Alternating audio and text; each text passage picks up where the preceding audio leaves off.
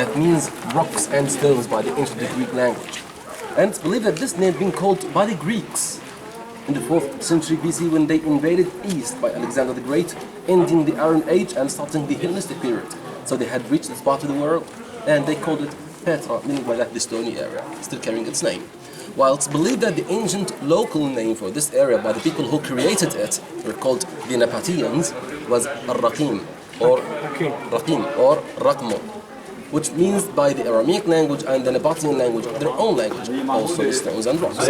So maybe the Greeks just translated the name, that's it, into the Greek language, still carrying it. By many excavations and researches inside the city, they discovered that this city is the capital of the kingdom of the Napatians.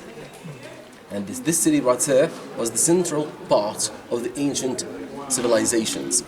Well, people when they speak about Middle East, they mention Egyptians, Mesopotamians, people in Iraq, or Babylon, Phoenix, the Phoenician coast, Lebanon, and South Arabia, Saudi and the Gulf countries. But what about the center of all of them?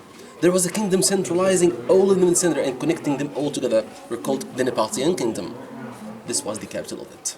Depending on the findings, they say this city started to be inhabited within the 5th century BC, and their kingdom ended by the hands of the Romans in the beginning of the 2nd century AD. So they lived only for 7 centuries, but they left us a lot of remains.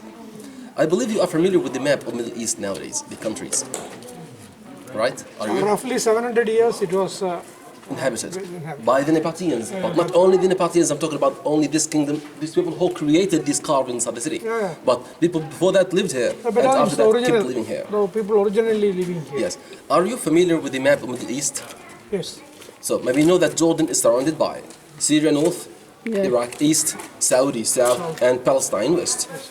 All of Jordan the country, small parts of Syria in the north, small parts of Saudi, north, Madain Salih the Prophet, Al-Hijr, and also south of Palestine, Negev Desert, and Sinai of Egypt. All of them were united 2,000 years ago, one kingdom, the Napatian kingdom, and this was the capital of it. Why to choose this spot of the world to be the capital of their own kingdom? Step by step we'll be understanding that. But however, you'll notice that the whole city of Petra is surrounded by mountains like a circle. And they lived in the openness in the middle, having this city totally protected and having only one entrance where we are standing, the sea, the only entrance of the city. Actually, as being a mountainous off-road area, definitely these mountains will have cracks between them. I mean, possible entrances for the city. The Nepathians in the ancient times used to block them all, to have only a closed circle, having only one entrance where we're standing right there, the sea. I believe you're familiar with the term souk. The market, right? In the classical Arabic language, Al-Fusha, language of Quran, it means the narrow path between the shops, not the shops themselves. Siq is just like souk. It means also the narrow path, but between natural things. Just like this. Exactly. So in Arabia, in the Arabic language, any narrow path between any natural things will be called all the times the Siq, and this is the Siq of Petra. So it's not the typical name of this area. Yes. A lot of people thought that the Siq, which is exactly 1,200 meters, 1.2 kilometers, they thought this is a man-made. Well, actually been proven by geologists that millions of years ago, an earthquake opened a crack between these rocks. This crack got deepened and widened because of water weathering factors. The Nepathians later on, when they decided to make the city down there, they just enhanced this crack to make it the only entrance of the city by widening some spots. You can see the marks of the chisels behind you.